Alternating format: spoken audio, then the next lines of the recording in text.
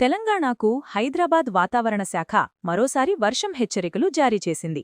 నైరుతి బంగాళాఖాతంలో కేంద్రీకృతమైన దిత్వా తుఫాను క్రమంగా బలహీనపడనుందని, రాబోయే 24 గంటల్లో ఇది వాయుగుండంగా మారే ఛాన్సుందని తెలిపారు. ఈ తుఫాను ప్రస్తుతం పుదుచ్చేరి తమిళనాడు తీరాలకు సుమారు 70 కిలోమీటర్ల దూరంలో కేంద్రీకృతమై ఉన్నందని అన్నారు. అయితే తుఫాను బలహీనపడుతున్నప్పటికీ దీని ప్రభావంతో ఏపీలోని దక్షిణ కోస్తాంధ్రాలో భారీ నుంచి అతి భారీ వర్షాలు, తెలంగాణలోని అనేక జిల్లాల్లో తేలికపాటి నుంచి మోస్తరు వర్షాలు కురిసే అవకాశం ఉందని వాతావరణ శాఖ హెచ్చరించింది. నేడు ఖమ్మం, సూర్యాపేట, భద్రాద్రి కొత్తగూడెం, మహబూబాబాద్, ములుగు, నల్గొండ జిల్లాల్లో వర్షాలు కురుస్తాయన్నారు.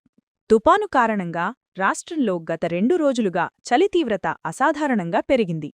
దీని ఫలితంగా పలు జిల్లాల్లో రాత్రి కనిష్ట ఉష్ణోగ్రతలు గణనీయంగా తగ్గాయి. చలి తీవ్రత పెరగడంతో ప్రజలు తగిన జాగ్రత్తలు తీసుకోవాలని అధికారులు సూచించారు. దిత్వా తుఫాను మొదట శ్రీలంకను తాకినప్పుడు పెను విధ్వంసం సృష్టించింది. అక్కడ వందల సంఖ్యలో మరణాలు సంభవించాయి. మరిన్ని వెదర్ అప్డేట్స్ కోసం మన ఛానల్ని ఫాలో అవ్వండి.